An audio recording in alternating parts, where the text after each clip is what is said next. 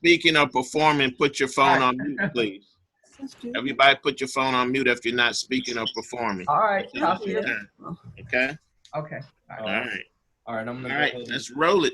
roll it. So, And then LeBron, go ahead. Bring your email I up. forgot his email now. put yours on mute too, Frank. Hey, look. okay, so hello everybody. My name is Natural Taylor. I'm actually covering for my father. You know him as Don Vito, Dominique. But pretty much I'm covering for him because we actually had an emergency with one of our pets. He's at the veterinarian's office right now, and I'll be running the meeting for you guys. I'm already somewhat familiar with the procedure, so everything will go smoothly. I'm here on behalf of Community Connoisseurs in partnership with 100 Fathers. So with that being said, let's get right into the meeting. I'll start you off with the video, which I'm pulling up. Just give me one moment. To share that. Sorry, I gotta unpin.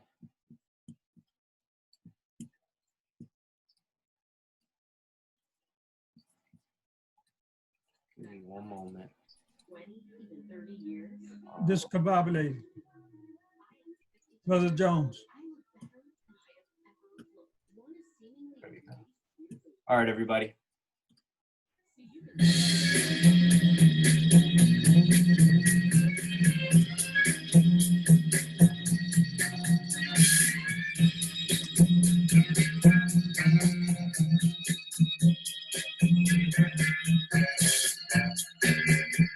There's a man in my house, he's so big and strong. He goes to work each day, he stays all day long. He comes home each night, looking tired and beat. He sits down at the dinner table and has a bite to eat.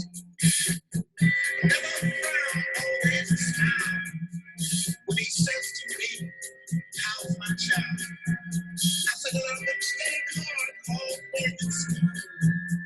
Trying very hard to understand the goal. I think I call this man father. I think I call him love. Say I'm gonna call him father. I think I call the man love. Yes, I will. He says education is the thing if you want to compete. Because without it, son, life ain't very sweet. I love this man, and I don't know why, except my weakest strength until the day that I die. My mother loves him, and I can tell by the way she looks at him when he holds my little sister Mel. I heard her say just the other day that if it hadn't been for him, she just have found her way. I think I'll call him father. I'm gonna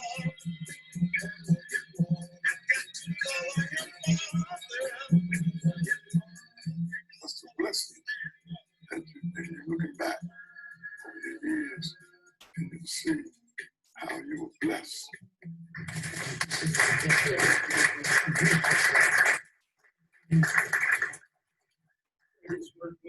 We're bound together to make this happen.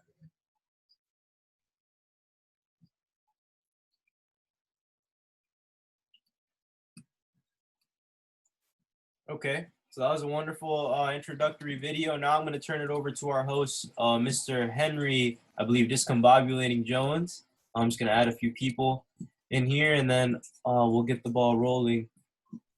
Here we go. Unmute and pin. All right, sir, you should be able to speak. There we go. We're ready to do it, so let's step to it. A very good evening, gentlemen. Thank you for joining us again. Last night was so nice, we had to come back and do it twice. This is the 8th annual Fatherhood Conference on Zoom this year for obvious reasons. And certainly last night was unprecedented with our speakers, our awardees. And tonight we'll have more of the same speakers, awardees we didn't get to last night, but also world-class entertainment. So last night, Judge Burnett did not get to finish his spiel, so we're going to start off with him. He is an extraordinary man, an Esquire for hire, certainly renowned around the world, not just here in the area or the country, but around the world. So without further ado, Judge, the Honorable Judge Authur Burnett, Sr.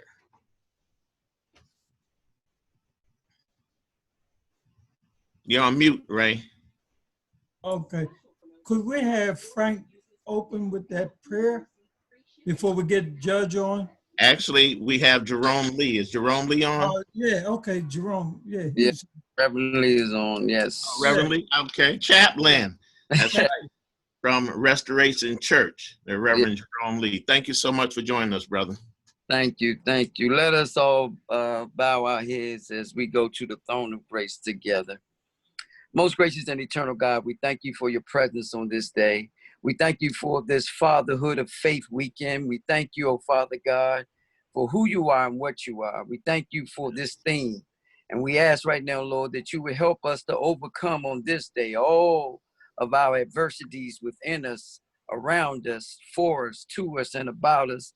Yes. And we know that every life matters, oh Father God. So help us now as a country as we wrestle with racism and other things, that we as men be picked to stand up for our households and give your name the honor, praise, and glory. We ask that you bless each participant, their family, and continue to move in this organization with your power, your clarity, your purpose, but most of all, your peace and provision. Give each man their gift, their wisdom, their love, and passion to serve you. And as they serve you, they will serve the people. And when they serve the people, you'll be proud of us. And you can say, well done, thy good and faithful servant. Come on up a little higher. Now bless us as a people and bless us as an organization as we move on this day. In Jesus' name, let us all say amen. Amen. Thank you so much, Reverend Lee. And Thank thank you, Ray. Iron sharpen iron. That's how to keep each other accountable. All right, Judge Burnett, you have your 10 minutes allotted from last night. So if you want to start at the beginning of your spiel, you're certainly welcome to do so, brother. Thank you for joining us again. And you're on mute. Yeah, I'm mute. Okay. Nope. Back. Yeah. Still on mute. Yeah. Tell me, Getty. Yeah. Unmute. Yeah. Natural, can you unmute him? I'm attempting to unmute him. Okay. He might have to press the button himself. I'm attempting to. There we go. Oh wait, no, not yet. Let me see if I could.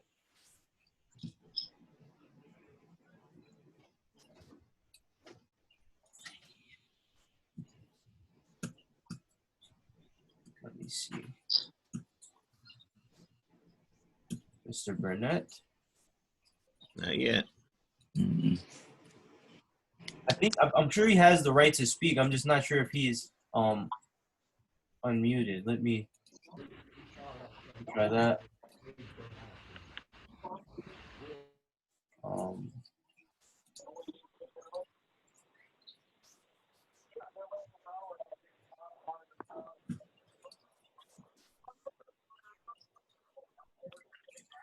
Hello. There we go. Hello. There we go. Yes, we can hear you. We can hear you now. Yes, Can you hear sir. me now? Yes, Yes, we sir. can. Yeah, Loud and clear. We can hear you. We can hear you. Wonderful. It is indeed a privilege to speak to you tonight because I want to emphasize that this fatherhood movement may be the salvation of this country, this nation.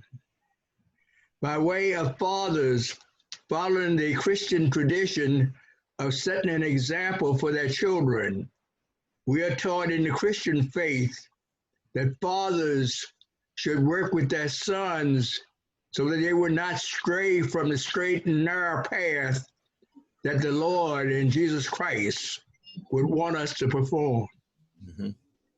And indeed, we need to instill in our sons how to behave and how to happen to be able to mingle and associate with people of all races and nationalities.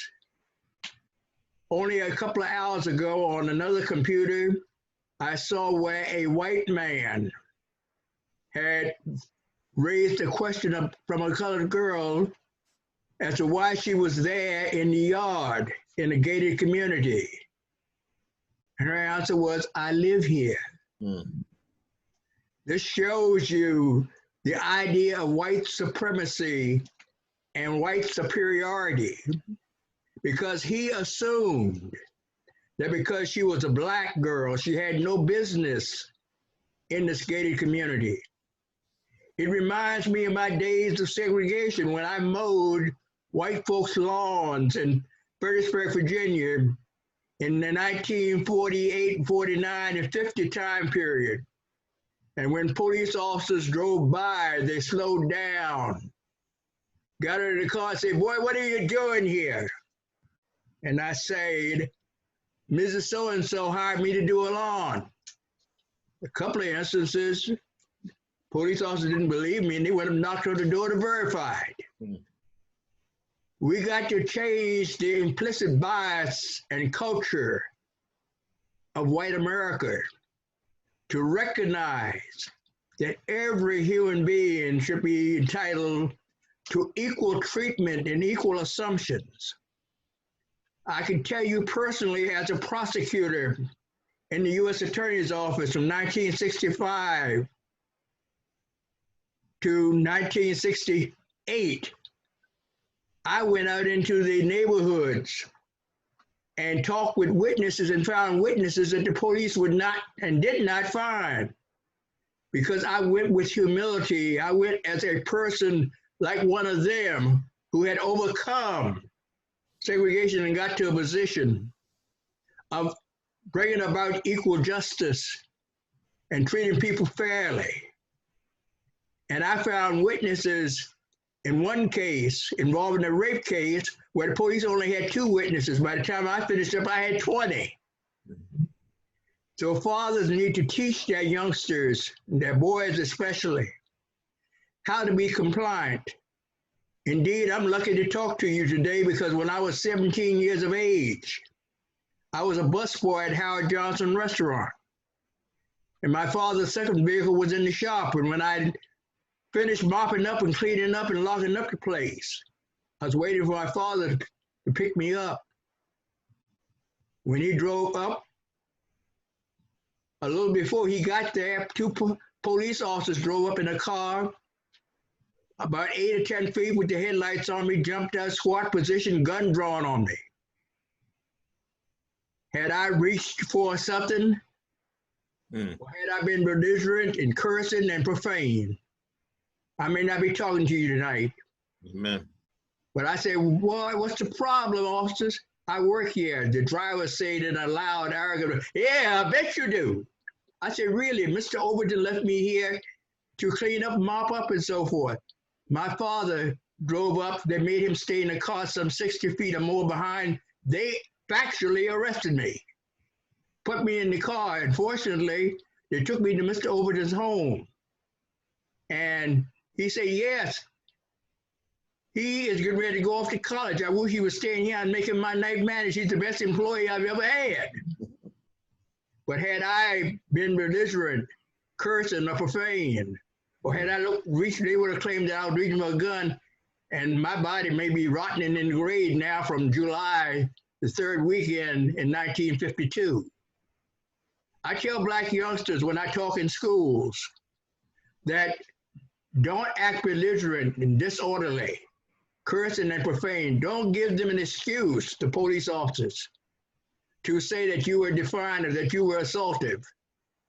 Because at 17, I could have been killed. At age 34, I became the first legal counsel of the police department here in Washington, D.C. in December of '68 to make sure the police would not engage in police brutality, to make sure that they would not engage in civil rights violations. Julian Dugard, Walter Washington, instructed me and said, Authur, we want you to make sure we have no civil rights complaints. And if you read back now in the Washington Post and the newspapers at the time, there were none. I planned to be there 3 to 5 years, but lo and behold, the Congress created a U.S. magistrate system, and in the spring of '69, a couple of U.S. District Court judges called me and said they wanted me to apply for one of the U.S. magistrate positions because they wanted a Negro or a Black person to get it, and I was the best qualified they had seen in years. And on June of '69, I became the first African American United States magistrate judge in the history of this nation. I tell youngsters that by saying keep calm, be quiet, be compliant with law enforcement officials. Then on the law enforcement side, I talk to them and I tell them, don't be so authoritarian that you become a dictator. Talk to citizens like they're human beings like you. And then in addition, don't expose people in the hood to retaliation and being killed by interrogating them in the middle of the street.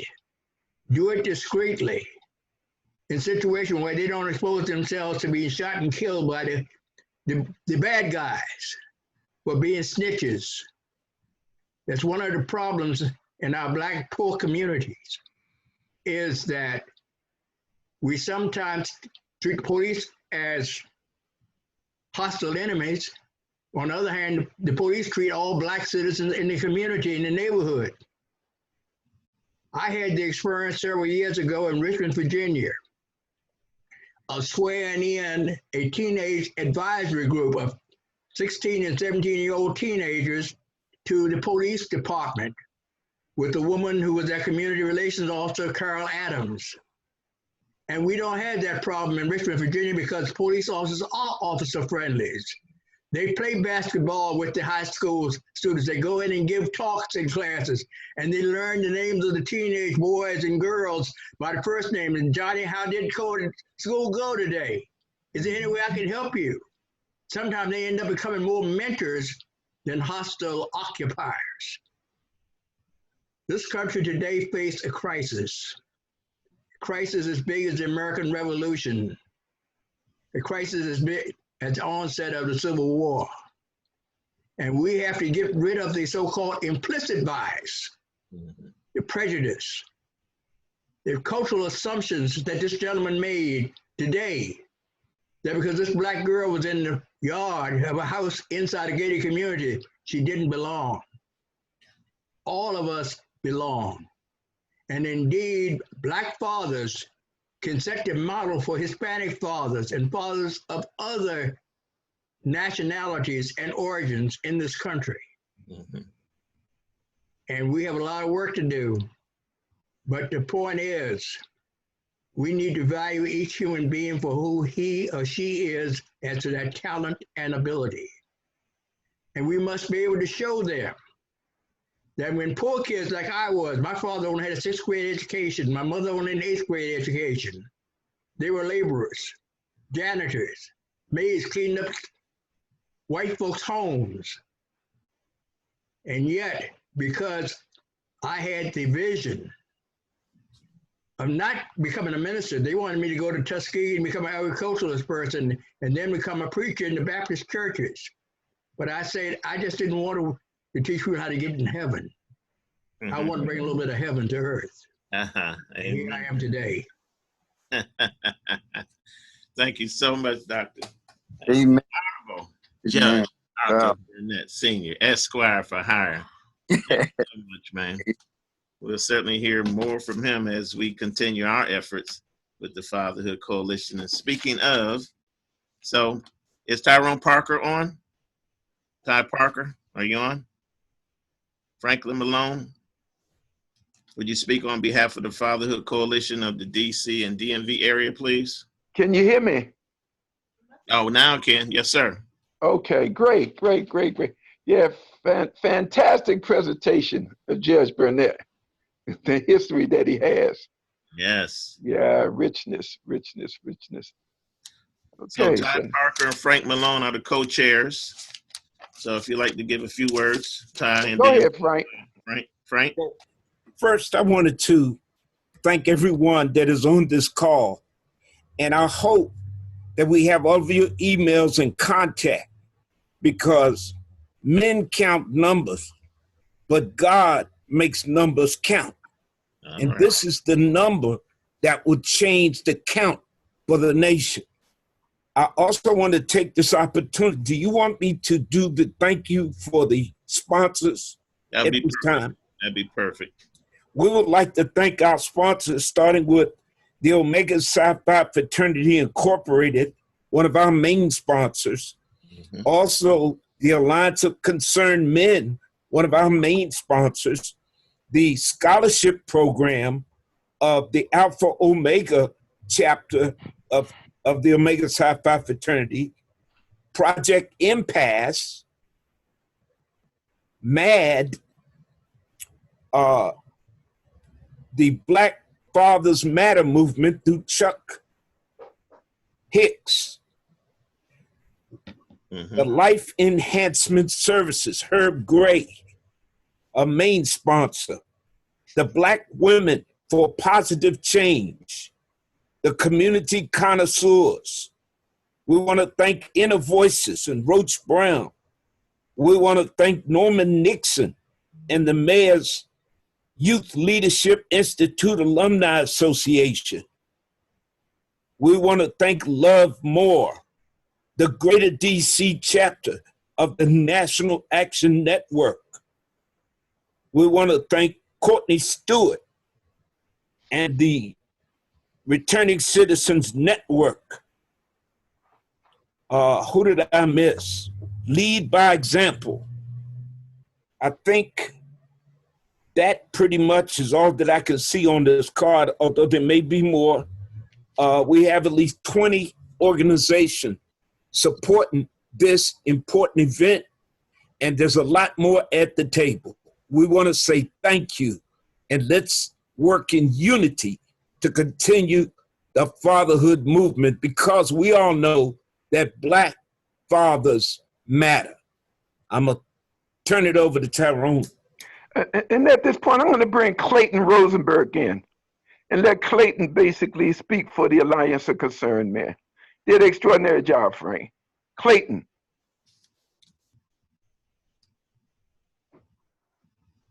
Clayton Rosenberg. Might have to unmute, Clayton. Okay.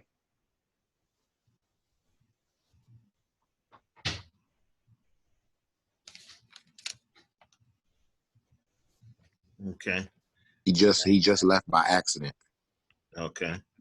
All right. So, Okay.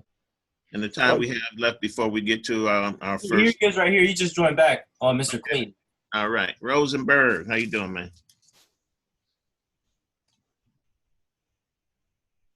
Still on mute.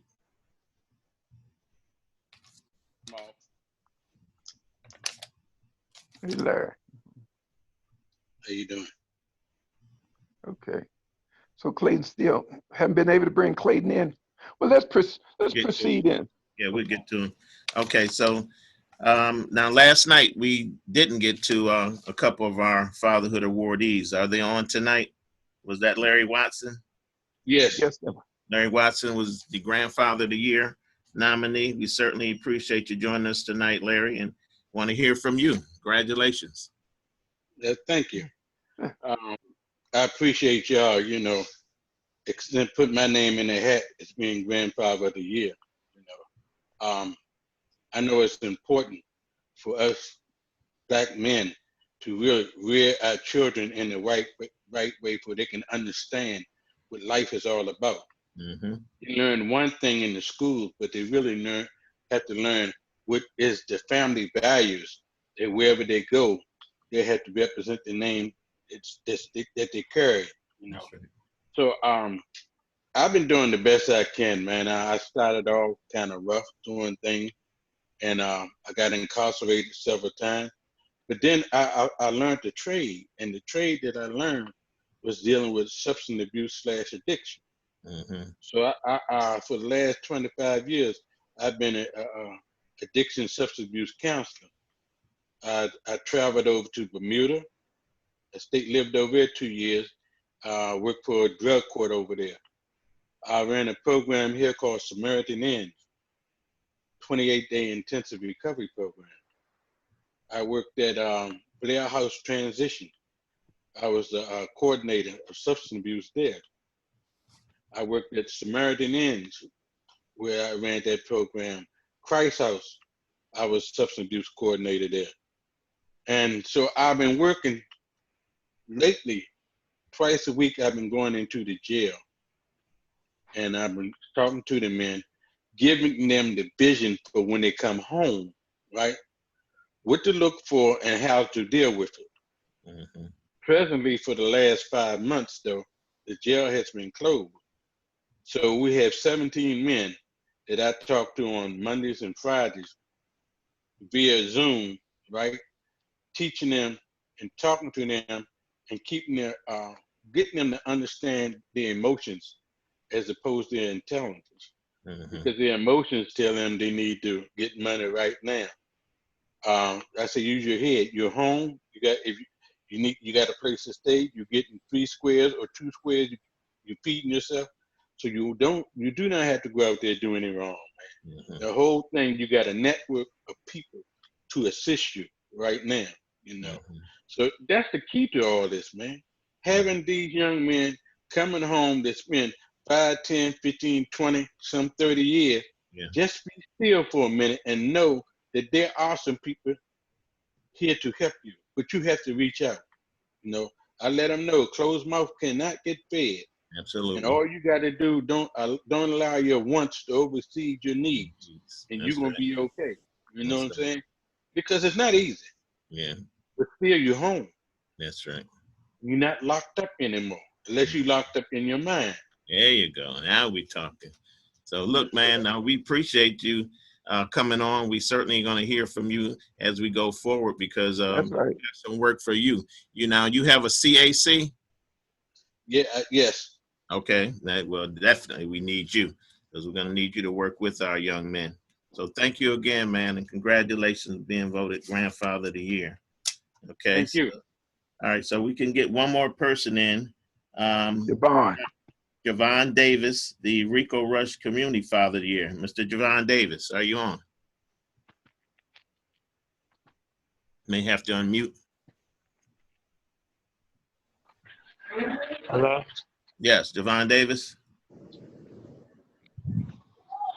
Can you hear us, Javon Davis? I don't think he can hear us. Javon Davis, can you hear us? Hello, can you hear me? Yes, we can. Go ahead. We can hear you. Okay, a little glitch there. Okay. Hello? Yes, we can hear you.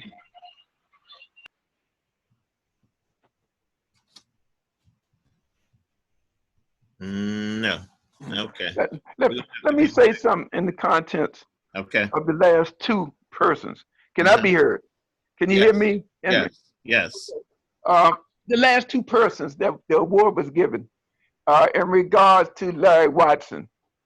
Larry Watson was one hell of a basketball player as well. Met, as I made mention. But even more than that, he was a grandfather of children that have really made a substantial commitment and contribution to our community on the whole. And you heard by virtue of the work that he have done and that he have continued to do, even after being incarcerated. This is the example of what we can pull from our jails and from our incarcerations, men and women that can come out to make a difference in our community. Javon Davis. Okay, go ahead, Javon. Okay. Javon, you got 1 minute. Oh, okay. What I supposed to do? My phone had lost signal, and That's I missed okay. the question. No, we just want to congratulate you on being a Rico Rush Community Father of the Year and just want to hear 30-second acceptance speech. Oh, okay. Yeah, like I appreciate it. For the nomination. And recognizing the work that that's put in, in my household and also in the community. And I definitely, hold this award up and let the community know, as a great achievement, man, and hopefully they can feel empowered just like I feel empowered. So I appreciate it. That's what's up. Appreciate it. Congratulations and thank you. And he's constantly feeding the community, Henry. Okay. And he supervised about 20 individuals, cure the streets, that's out there now working with our population, tending to make a significant difference. In that beautiful picture, I know we saw it last night of him and his 4 boys, which was a great picture of Javon. Oh, that was okay. Yeah, that was Javon. Very good. Okay. So let's go to our first performer, Mike Lee. You can download that video, Natural. There's a video that Mike Lee has for you regarding our first performer. Okay, if we can get the screen share. Yes. Yep, I'm correct. Okay. I'm making those right now. Thank you, sir. Let me tell you about this guy before I introduce him. We met, and he didn't even know we met 30 years ago. It was an audition on Wisconsin Avenue for comedians. I thought I wanted to be a comedian. Yeah. So he was number 12. I was number 13. So right then, that was a bad omen for me. And he rocked the crowd, got a stand ovation. I turned my card in to the host. I said, man, I can't follow that. The host said, man, that's a good choice. Yeah, so I went on a different direction, right? So fast forward 25 years later, this local promoter hired him to be the ring announcer for her fight card. Kicked me to the curb, right? I'm not him, so I went there that night to support him, and things went awry for him because he's not a ring announcer. He didn't know the people. They switched up the bouts, and he introduced the wrong people. I climbed up in the ring, and I told him to have the DJ. He laughed because he knows facts. I said, tell the DJ to play some music, and I helped him to get through the night, and man, we've been tight ever since. So I said all to say you got to hire the right person for the right job, right? So without further ado, let me introduce this gentleman, because certainly I don't think he really got his props, but we're going to help him get some tonight. He was known as BET's original hip-hop king of comedy, the original host of BET's Rap City, original host of the Kings of Comedy Tour, 2-time Comedy Award winner, HBO special with Academy Award winner Whoopi Goldberg and Jamie Foxx, comedy special, Def Comedy Jam, and tour with P. Diddy Bad Boys of Comedy. Had a TV special and tour, Comedy Central, performed on Stars, and has performed with such A-listers as Patti LaBelle, Kenny G, and the Beastie Boys. Run DMC and was the first to be featured in the first long-length rap video with Public Enemy, and many more. Ladies and gentlemen, BET's original hip-hop king of comedy, Chris the Mayor Thomas. You want to keep your energy up right now, boy? We got a heck of a show for you. You know that, man. You know why you're here. It gives me great pleasure right now to bring to the stage. I want to hear you cheering, man, like you ain't never cheered before. This brother, you know, started out in the D.C. area, man. He went on to do Showtime at the Apollo, BET Comedy View, HBO Def Jam, Bad Boys of Comedy. He was on the original Kings of Comedy tour, and he is forever in my life the only mayor of Rap City. Please give it up for Mr. Chris Thomas.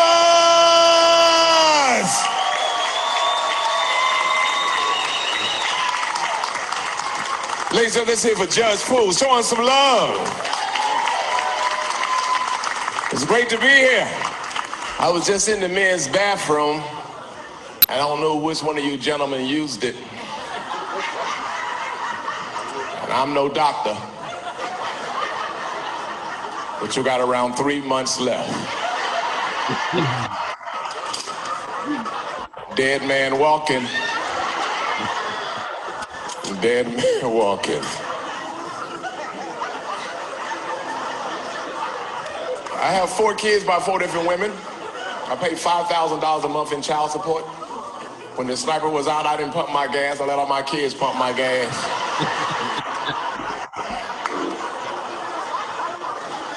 They was like, which one, Daddy? I said, all y'all get y'all ass out there.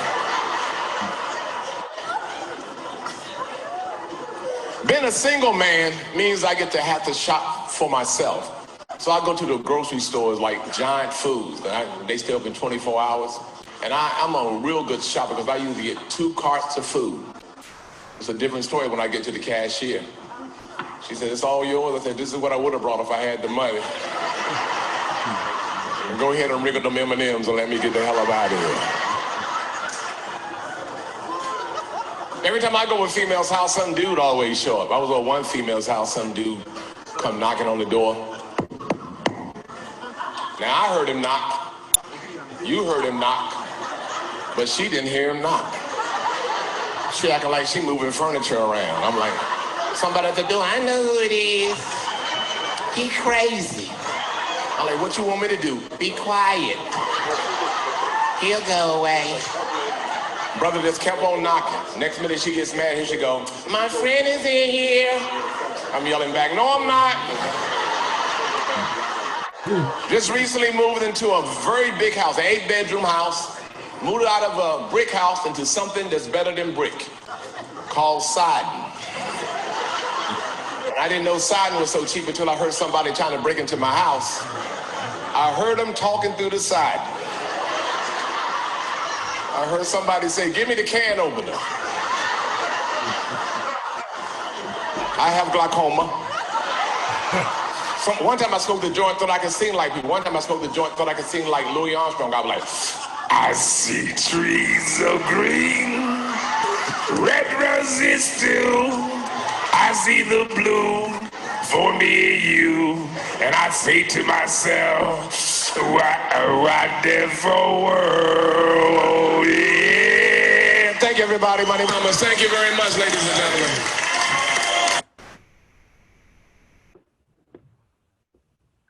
Hello, everybody.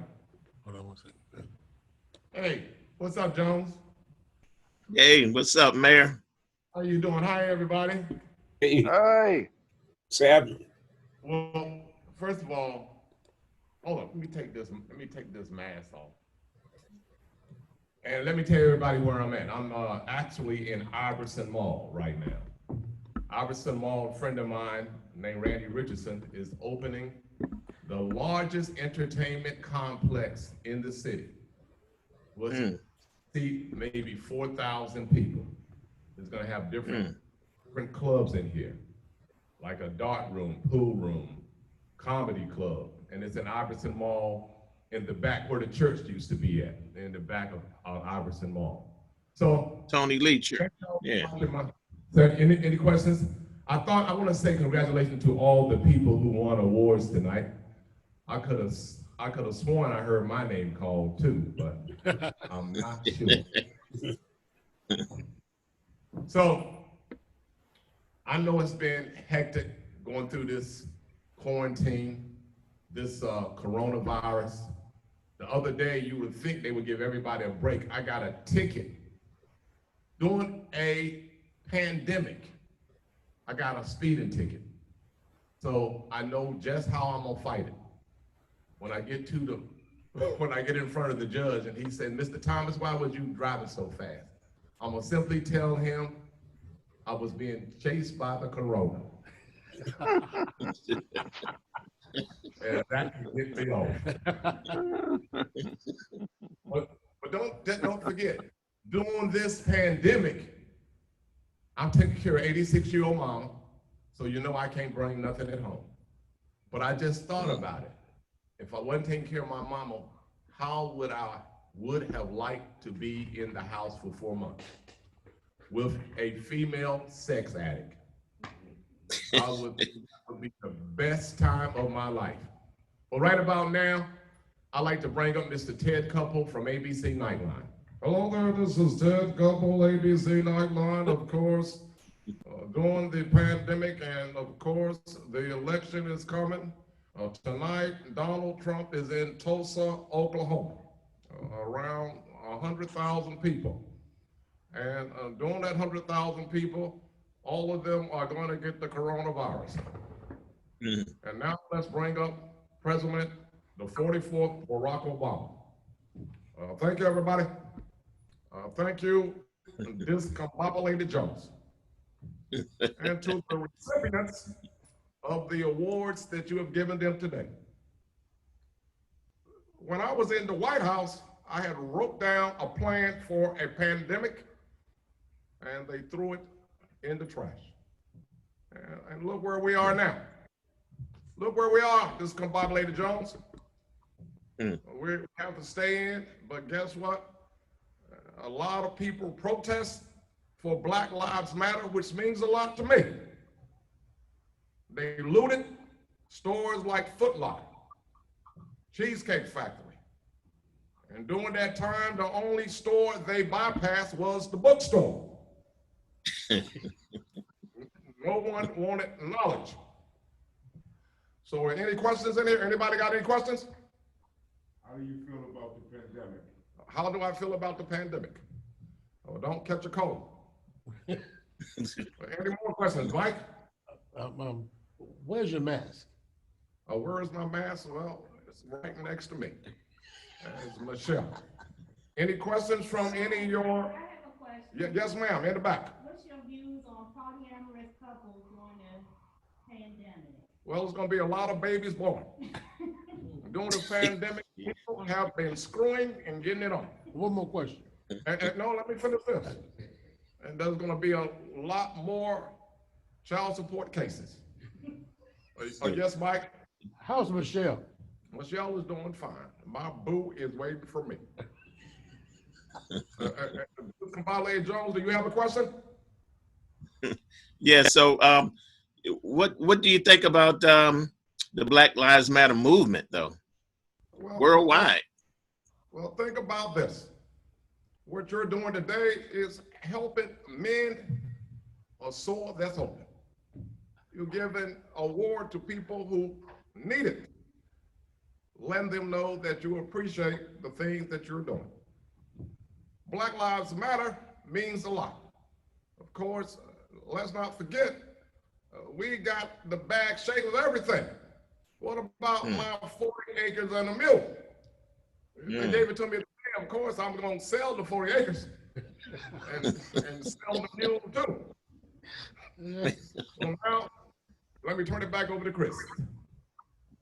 Well, ladies and gentlemen, I guess you know by now, Mike Tyson is about to fight at his old age. Tell you a quick story.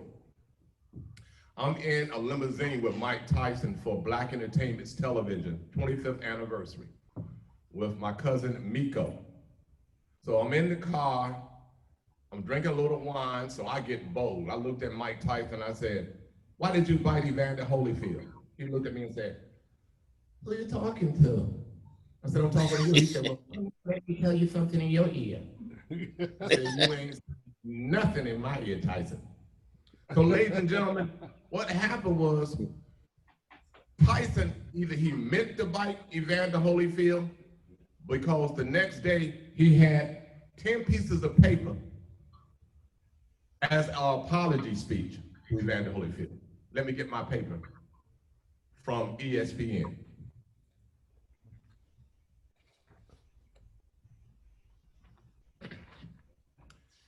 And this is how it went.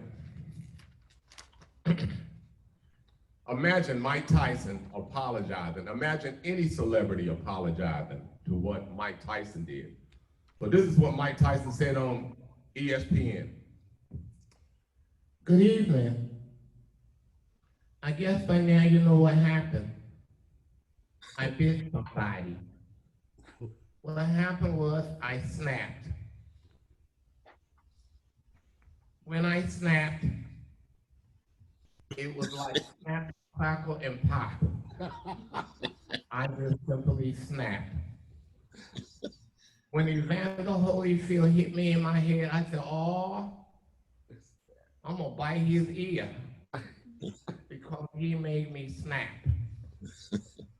And to the boxing commission, and to this discombobulated Jones, if I'm not reinstated back into the boxing world, I'll snap again. So please don't make me snap. Now suppose it was Sylvester Stallone apologizing to Evander Holyfield. It would go like this.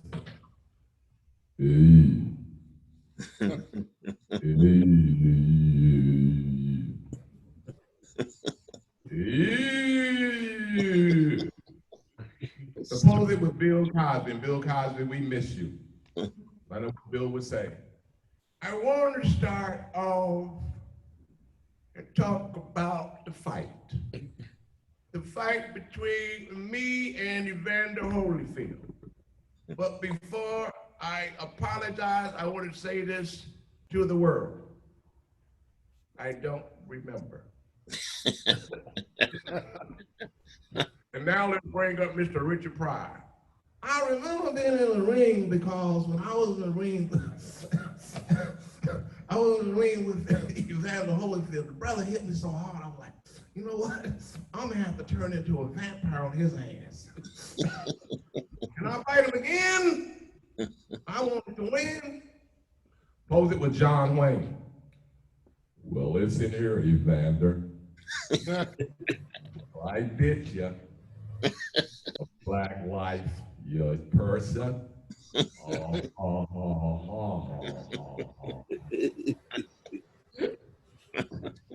What about Ronald Reagan? Well, my fellow Americans and the people in,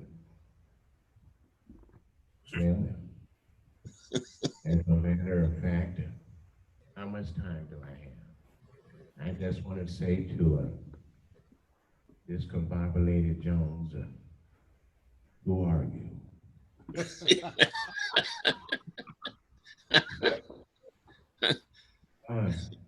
I want to bring up Mr. Rodney Dangerfield. Hey, I tell you, thank you everybody. I get no respect. Last week I told my wife, I'm having a heart attack. She said, let's make sure. I told her, how do I love thee? Let me count the ways. She told me to stop at 0. I told my wife not too long ago, I said, babe, I love you so much I will swim through a river of alligators. She told me to swim slow. I get no respect. I told my wife, I think the house is haunted with ghosts. She said, I know. They've been talking about you. Now I want to bring up Mr. Howard Cosell. Thank you, ladies and gentlemen. We have Discombobulated Jones on this virtual reality show. Sugar Ray Leonard, anything you want to say to Discombobulated? Well, I remember the time I was in the ring, and I remember how you brought me out. You brought me out with so much tenacity and a lot of good stuff. Thank you, Sugar Ray Leonard. Oh, Hammond Ali, what about you? Cosell, I want to say something to Discombobulated Jones. I'll come to get you, Jones. I'll come to get you, Jones. Go on the butterfly, sting like a bee. Jones, you could never hit me. I'm the greatest, I'm not the latest. I'm the king of the ring. I just want to say to everybody. And I just want to say to everybody, ladies and gentlemen, thanks for inviting me part of this virtual reality moment. I don't do a lot of these, but when Discombobulated Jones, just like he said, we became very, very tight. And thank you, Discombobulated Jones, for helping me in that championship ring announcer spot. Thank you very much. And if you don't know everybody, I'm a believer in Jesus Christ, and I just want to say thank you, and may God bless. Be safe. I'm out. Right. Thank you so much. God bless you, Chris Thomas. Right. Thank you so much, man. That was great. One of them great impressionists of all time. Absolutely. We got some more work for you going forward. Thank you so much, brother. Okay. Yes, sir. Don't forget to the host privilege. So I can continue moderating. Thank you, though. Okay. All right. So before we go to our next performer, let's get back to the awardees from last night. Who do we have on from last night? Tyrone, is Mr. R. Wayne Craig on? No, Tyrone, you might be on mute. Okay. No? Okay, might come on later. Okay. We do have a young lady from Denver, Colorado, Mile High City, Miss Pat Duncan, Women for Positive Change. Is she on at this time? I am. Can you hear me? All right, we can. Thank you for joining us. Thank you for having me. First of all, I'd like to say happy Father's Day to each and every one of you. Thank you. My second thing is my two favorite men is first the Black father and then the Black man. I am fortunate I was raised with an amazing father, and I married an amazing Black man. And so I just welcome myself on you guys' call. Like I said, my name is Pat Duncan, and I am the co-chair for Colorado, and I'm also the corresponding secretary for Black Women for Positive Change. And it is just amazing to see all these wonderful Black men on here talking about being fathers. And I don't know what else you guys can do, but we got to get the Black fathers back into our children's lives. And I don't know what it takes, but I'm sure with these amazing men that we have on this call that you guys will figure it out. And congratulations to all your awardees also. That's something. Grandfather of the Year. There's a lot of grandfathers of the year, I'm sure. There's a lot of men taking care of their grandchildren, and that is stepping up to the plate. And I'm just thankful that I'm here. Thank you for having me. You are good brothers to our Black Women for Positive Change. I hope you will continue supporting us as we will continue to support you. And then just to throw a little something in there, maybe you want to join and be Black Men for Biden. Just thought I'd throw it out there. But thanks again for having me on your call, and you guys have a wonderful Father's Day. Thank you. We appreciate that. Thank you, Pat. Thank you so much. Henry, can you hear me? We can. Okay. Our incarcerated father of the year is incarcerated. And we had the person that nominated him was Roach Brown, who does the Crossroad radio show every Tuesday on WPFW, dealing with the issues of returning citizens. We looked at this nomination of this particular individual that we were nominating, and it was a close call, as you all can recall. It was a deep conversation as to the brother that we did finally make mention of, the honorary mention, that did extraordinary work. Right. But what really brought it in was the brother who was confined, Ronald. Ronald had basically had done 27 years in a correctional facility. And he was the father of 2 children, if memory serves me correctly. And what occurred is that one of his sons had graduated top of his class and was attempting to go to college. And he reached out from inside the correctional facility to a foundation that was giving scholarships to young men and women. And he was able to help to navigate a scholarship for his son. And his son went on to graduate from Boyd College. He got he received his degree in sociology. And then he later on went to San Francisco, and there he got his master's at San Francisco State. It's all right. And he came home. He was asked to do a presentation of appreciation by virtue of the scholarship fund that had given him the award. And he did what we thought was an interesting thing that brings, I think it captures this presentation in regards to our incarcerated father of the year. He appeared in an orange jumpsuit at the ceremonial. And while speaking on the presentation, he took the orange jumpsuit off. And underneath the orange jumpsuit, he had a sharp shirt and tie. Immaculate young brother. I forgot to mention that he was also in handcuffs, and he unshackled the handcuffs. And the demonstration was he was not of the same spirit of his father, but he was of the same love of his father. And he demonstrated that simply because his father had been confined, that he had gone on by the love and the grace of his father to become the man that he is now. It's all right. So From that particular perspective, we saw fit to honor Mr. Craig, Mr. Ronald Craig, as Incarcerated Father of the Year from these 20 great organizations. The educational aspects of stepping out of incarceration into a degree where he would be able to help the larger amount of people. Touché. Thank you so much. Appreciate that. Is Robert Fairchild on the call? I'm here. Okay. We didn't get to hear from you last night, brother. Thank you for coming back tonight. Okay.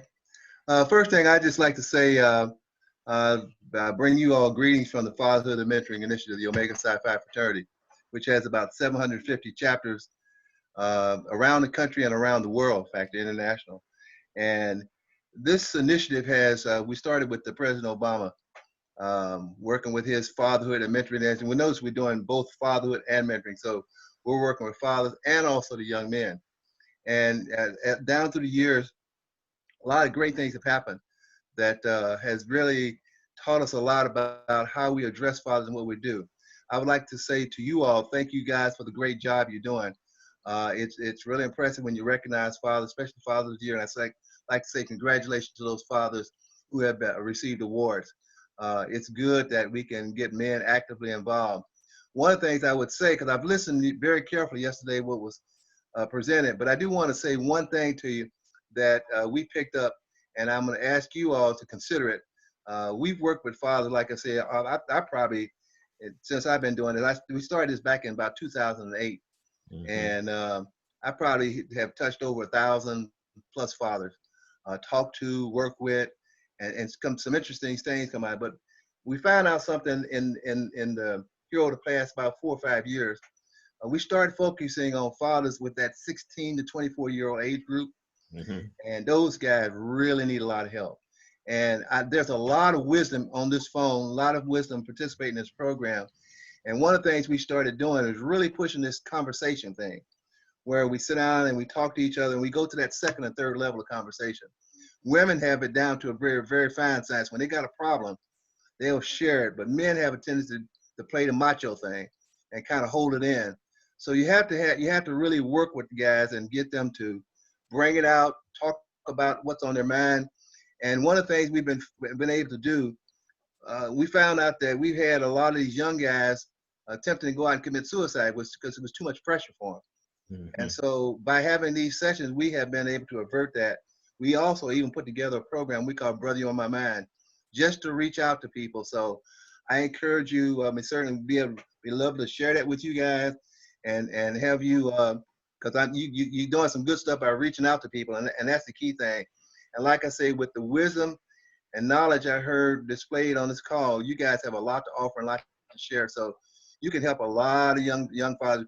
We've done a lot of stuff here in DC with the DC Department of Health, CSOSA, the Housing Authority, and work with a lot of returning individuals coming out of prison. So anything we can do to join you all, help you out. You know, we even try every night and help you with a little sponsorship thing. So anything we can do to help you all out, please let us know. And thank you very much for allowing me to say a few words to you. Thank you. No, thank you. Man.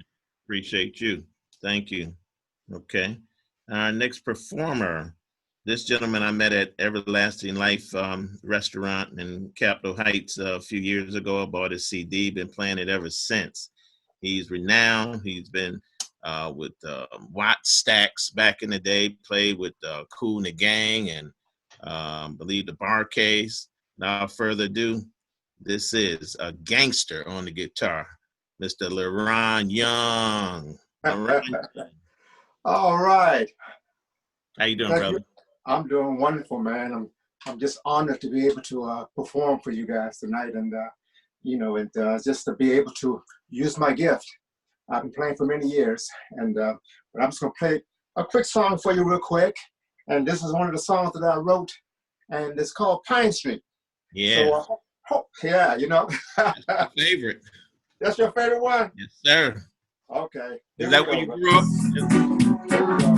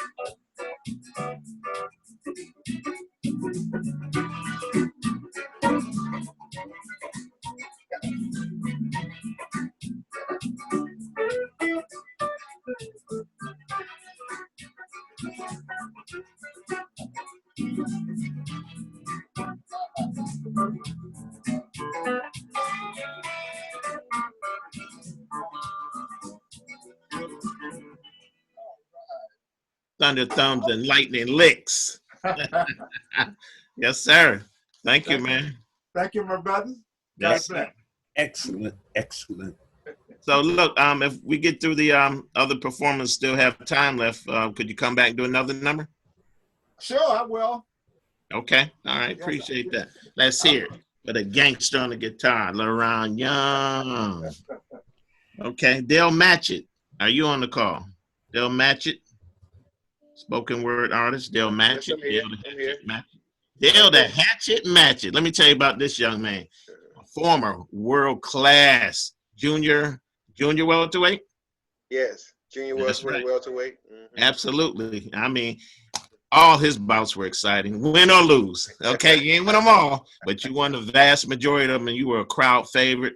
And man, I just loved your grandmother when I met her, man. Make sure, you know. So I know you still doing things in her memory, her honor, her legacy. So God bless you, man. You're in the NBA program now, I understand. Yes, Purdue, and I just thank God for this opportunity, You know, to be able to take care of my son and still go to school at this time, it's just great right now, man. Things going the way it's supposed to go. That's beautiful. Now, further ado, the spoken word artist, Del Valle, the Hatchet Match It. And thank you, Henry, because, you know what I'm saying, this opportunity, and I think I want to give honor to the guys who won in this program. You know, thank you for being a good father. Thank you for taking up that role and stepping in the place where you're supposed to be. Without further ado, this poem is entitled Fatherhood. Do your part, play your role. We open hearts, tell secrets untold, leaving legacy in our children because they bring out the best in me. Make a path, chop down trees, make a road, build our seed up on a foundation of gold. As time unfolds and our children grow, we must prepare them for how this cruel world goes. Let them know it's not a fantasy, but it's reality. This world we live, you must take hold of your destiny. It's just the man in me where God put the plan in me to show our children like the army, they can be all they can be. As a father, we do our part, play the role, help our children with secrets untold, leaving a legacy because they are the best from me. A plan for destiny from the perfect father of all eternity. Our men are dying. Mothers are crying. Police wiping us out like the Mayans. This unique blessing made by preparation made to handle this section of my life of being a father. From the time I was birthed, unearthed lessons upon lessons for fatherhood. A place where I can be a blessing, raise up the next generation, prepare them for life's phases and this struggle of integration. I'm not taking anything away from this moment of fatherhood, but one of the reasons our young men die from these police in the streets is from the lack of fathers in the hood. That's right. Attitudes raging and no one to tell us what to do. So we buck back at the police and they do what they do. Fatherhood is about teaching our Black young men to control their anger under pressure. How there's always a better option than to be hanging in these streets. How life is wonderful and it's theirs for the taking. Do your part, play your role. We open hearts, tell secrets untold. Leaving a legacy in our children, they bring out the best in me. Make a path, chop down trees, make a road. Build our seed up on a foundation of gold. As time unfolds and our children grow, we must prepare them for how this cruel world goes.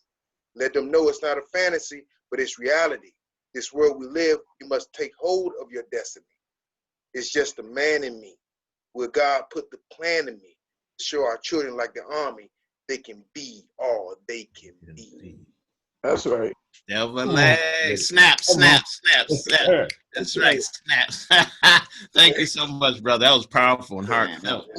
Can you stick around and come back and do another one? Yes, sir. Okay, thank you so much. He's Okay. always ready. Yeah. Excellent. Let's go to the our music ambassador, Mr. Royal Height. Royal Height. Boy, We really being entertained, y'all. There you go. There you go. Look at that hat. Royal. Royalty is loyalty. That's right. Look, I just want to say, first of all, before we even start, congratulations to all the honorees of the evening.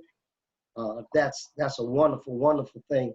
Happy Father's Day to all the fathers that deservedly have done their part to be the best dad they can be. That's to all of you. I certainly salute you for that.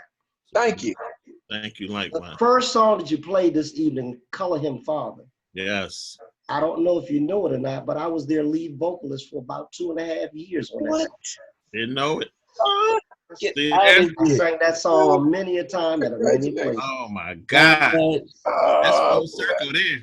Okay, and just to make the circle even tighter, I have to say congratulations to my cousin, Chris Thomas.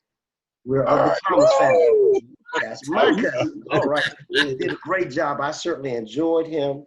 And my other great friend who just performed, Leron Young, just met with him yesterday. And he's always a great encouragement. And to everybody who's here, this has been a very uplifting experience. And I'm just proud to be a part. Thank you. Proud to be a part. Thank you. And right now I'm going to do my Black Lives Matter theme song. Yes. I want you guys to pray with me because this song looks like it may turn out to be the unifying song, the theme song anthem for the entire Black Lives Movement. We're naming and claiming right now. George Floyd. George Floyd. And I ask you all, pay attention to the lyrics. Okay. I'm a lyric man. I love what I say.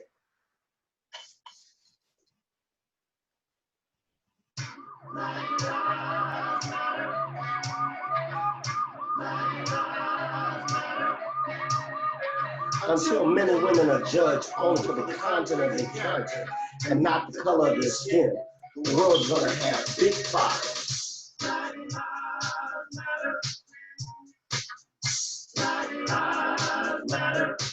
It should be obvious to you by now. The world has got to change some way, somehow. This problem's gotten way out of hand. Everybody's on edge now. We've got to take it serious because Black Lives matter. Oh, Lives Matter. Oh, that's right. Do you hear what I'm saying? Black Lives matter. We go.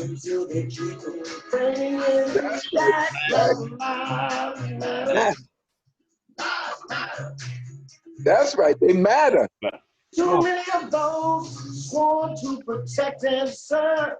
That's right. Serving up death and kicking us to the curb. You got the video to prove it. But guilty is a verdict like they don't want to use it. Come on, man. Come on. Lives matter. Don't Black you hear Lives the Matter. mothers crying? Black Lives Matter. Lives matter. Too many people dying. Black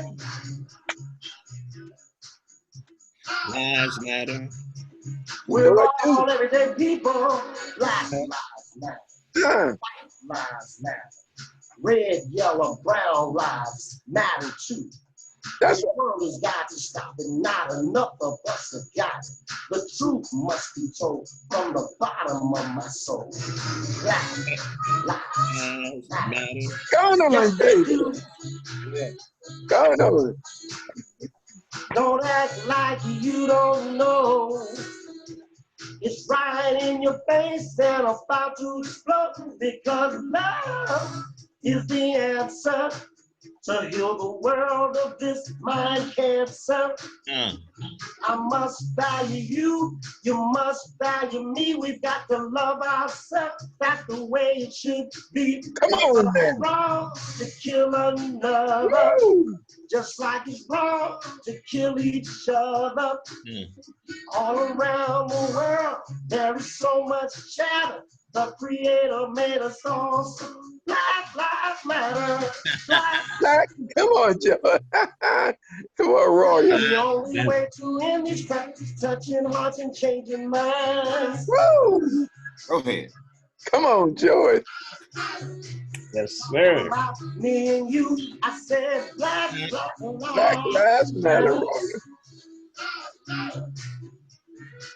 Yes, they do. Now to some, this may sound offensive, because I agree, all lives matter.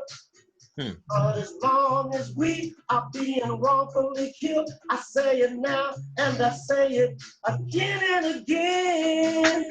Black lives matter. That's right, brother. Do you hear what I'm saying? Black Lives matter. we got to keep on praying. Black That's right, Roy. Lives matter.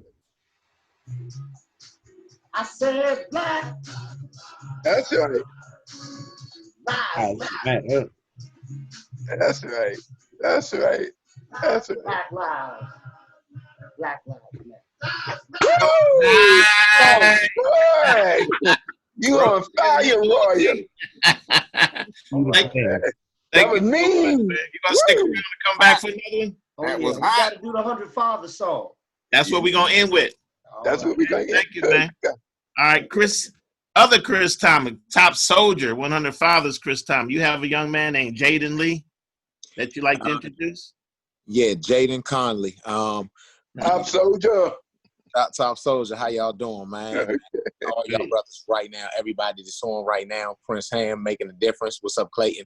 Jaden Conley, very quickly, 17-year-old, McKinley Tech, senior this year.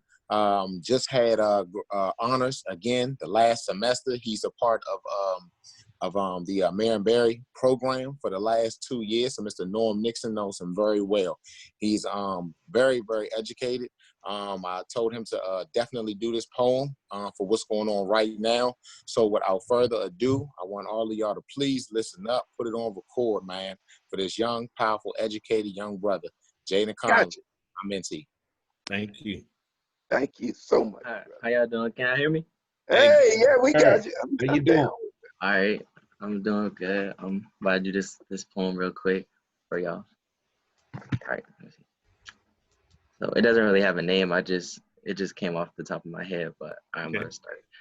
Do what you do. I am enraged and my throat is sore from shouting this. I am dreadfully angered at the incapability, incompetence, and ignorance of a society meant to be free. I am infuriated that I must keep repeating Black Lives Matter to those against me and all Black Lives Matter to those against my sisters. I am tired of yelling for unification and equality as if that's not my natural right. I am mad that I have to tell you to respect my humanity, respect the humanity of my people, my sisters, and my brothers. I shouldn't have to beg for you to respect my life. I shouldn't have to shout for you to recognize that I am too, living, breathing, being entitled to the same life, liberty, and property that you glorified since you stole this country. From Emmett to Trayvon, from Tamir to Michael, from Eric to Philando, from Ahmad to George, from Brianna to Lutoyan. My bad. Okay, go ahead. We with you. The exploitation, manipulation, and degradation of my people has done nothing but reinforce the inequity and inequality that this country is built upon. This country that we built from blood, sweat, and tears. We built your capital, we built your monuments, we built your nation, and yet you continue to murder our people, colonize our culture, and rape our sisters, and denounce our history. Still, you imprison and enslave my brothers, then manipulate and objectify my sisters. So until I die, I will scream because we matter. We are human. We have been abused. We are traumatized, and no one has taken responsibility. Go on. Nobody is taking responsibility. He's a scholar with a dollar. I could see it. Come on. Going to college, my friend? Yes, sir. What you gonna major in? Information technology. So yeah, definitely. Now we're gonna need him, brothers, over at McKinley to be a peer educator for us, and also to those young men over there. So we definitely gonna bring you on board. So we thank Chris Thomas for introducing you to us. Thank you, my friend. Thank you. Excellent. Thank you. Okay. Well done. All right. So let's now. Do we have any of the other past awardees on the line? No, I think that may be it for us. Okay. All right. Let me say this. Uh-huh. One of the great things in regards to really looking at those who have been incarcerated and understanding the depths and the impact of it. But even more than that, showing that we are acknowledging their contributions as Black men that take the concept that incarceration does not relinquish their responsibility. And at the same time, we're able to help a number of these men that may not get out of prison to be able to give them awards. So when they go up for parole, they can see that the outside community have acknowledged their work and therefore enabling them the possibility of getting parole. So please don't take it lightly when we give one of these men that are incarcerated the opportunity to be our Father of the Year, and how profound that award could be to him and his family, in his community as we go along. I think that's so important. It is. These awards don't come lightly, and we put a lot of time, effort, and conscious thinking into giving them out because this is our legacy as well. That's right. So I want to call attention to this event, Fathers of Faith, overcoming adversity. If you look at the bottom of our flyer, it says Malachi That's right. 4 and 6. The scripture says, in those days, I will turn the hearts of the fathers to the children and the hearts of the children to the fathers, lest there be a calamity in the land. There is a calamity in the land. And God has intervened right now. This is a Kairos moment where we will take this leadership, we will seize this opportunity, and we will lead as Black fathers. That's right. Thank you, Frank. That's right. The moment has turned into a movement, and we got to stay motivated. That's right, Henry. You know, because this sympathy for us from others is not going to last all days. But we need to take advantage of it right now while the world is looking. That's right. That's the key. Seize the moment. Carpe diem. You remember that. That's right. Okay. Thank you. So, Top Soldier, you have someone else to introduce, please? Yes, sir. He's actually a family member of me. He's from this area. He's a young father. He works at a daycare, so he's already starting with his mentoring young. He has a song called How Much You Want to Be Great, and he just wants to keep inspiring, empowering a lot of young brothers such as ourselves to go to the next level in life. He goes by the name of Job Bless. How much we want to be great. Beautiful. Beautiful. How y'all doing? As my cousin already mentioned, I work at a daycare. Yeah, I'm just a positive young man. So here is my song called How Much You Want to Be Great, and it's basically empowering everybody to be great and challenging them in that. Okay.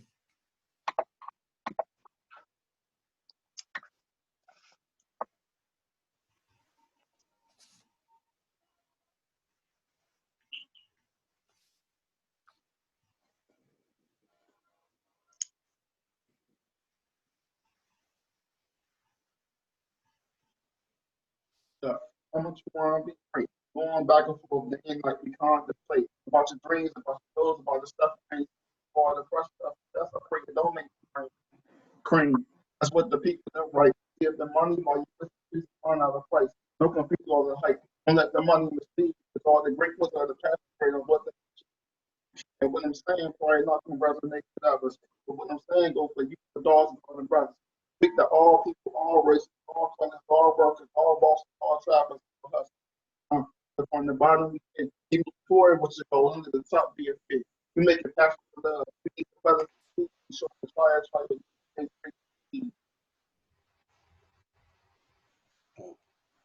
how much you want to be great? How much you want to be great? It's a question, but it's a motivation, a mantra.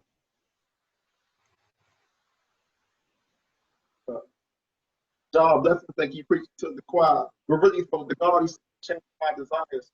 Sharper through the wire, through the wind, through the fire. I gladly risk it all if I can reach the flame. So this is my faith. I don't know. Speaking to my conscience. I just pour it on the stage. The liquid makes songs. In the rhymes, opposite the past the climbers. I remind you to start to find your old timers. And for your old timers, find them like I love you. I'm just a young brother working with brother flow around Pinocchio, spreading loud. No one knows that if you children, God knows about the church, God's love. That's the boy with ambition. Talking pastor coach, fixing her not clean this seven. Tapping my purpose, and how great are. All right, thank you. Right, brother. Great. That's right. Fantastic. Oh yeah. Thank you so much. Pardon the lighting. I'm in my room, my house. Okay. That's all right. The light shining through you. We got the spirit. We got light on light gives greater light. Come on. Thank you so much. I appreciate it. You're welcome. Okay. All right. Let's circle back. Leron Young, you still with us? Gangster the guitar, Leron Young, you still with us? Yeah, I'm here. Okay. All right, Can we you hear ready? me? Yes, sir. You ready for Ron? We're ready to do it, so let's step to it. Go on, Ron. You want another It's one, men's man? night. Okay, It's this men's song, night, Ron. yeah, well, hey, this song, I'm gonna do one more song off of my CD. Okay. The song that I wrote, the song is entitled, actually, my mother's name is Ethel, and this song is called Ethel. Okay. Hey. So hopefully you'll enjoy it.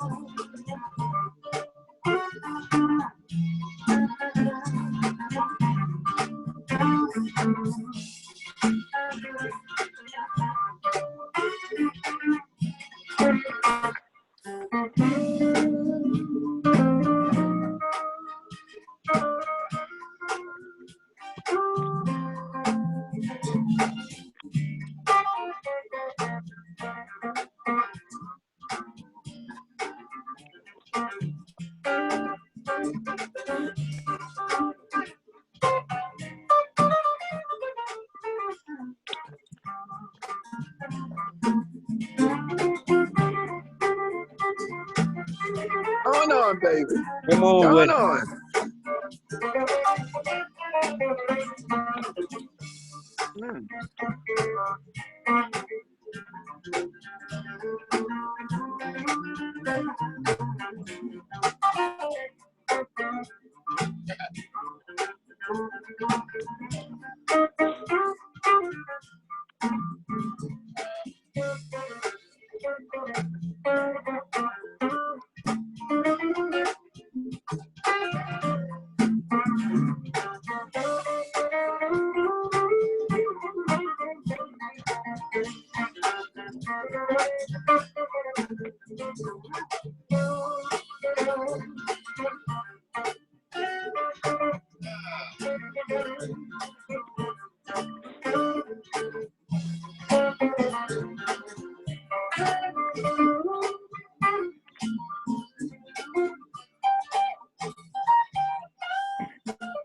Mm. Woo. Come on, brother. Going on, brother.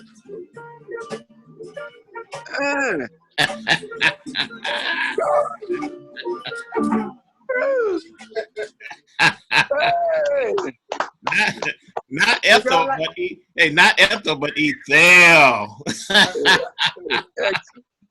That was Thank you, beautiful. brother. Thank you so much, man. You're welcome, guys. All right. Delvolay, the hatchet match it. You back on. Yes, sir. Still here. All right. Going on. All right now. I actually just wrote this today. I was Okay. my son's birthday. We celebrated his birthday today, and he just turned 11. Wow. So it's like one of them things where I get a birthday, Father's Day gift on Father's Day every year. So Yeah. by Happy celebrating birthday, him. man. And I had some of my young cousins. They came over here and they brought they kids over here, they sons. So it was like a good Father's Day gift for all of us. Excellent. You know, and I was talking to them. They, you know, they're younger guys, like in their 20s, and you know, I try to get feedback and understanding about what's going on now and how they feel about it too, so I can relate and just to get an understanding of what's going on. And I got some things I jotted down. I want to share that with y'all. Okay. Yes, sir. All right. Mm-hmm. There's no title for this. Like I said, I just put this together. So. Hold on, bro. A lot of young people hate the police, always looking for change, saying, "You're not here. You don't see what we go through. How can you understand when you don't pull up or come through?" This generation is growing tremendously. It's like my daddy said. That's right. He said nothing because he wasn't there. That's why every chance and every day I make it my business to talk to my child daily. We develop a peaceful riot because we can't stay biased. Injustice, mistreatment, all along witnessing the climate. How are you supposed to buy into making America great when you won't let me be great? Whoa! Trying to find peace through rioting. Lord, help us because we need you in this time. Touch the fathers to help us get in line.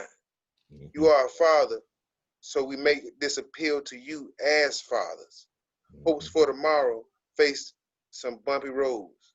We are strengthened and believe in you. Great. Come on, brother. You wrote that today. Yeah. That's real time.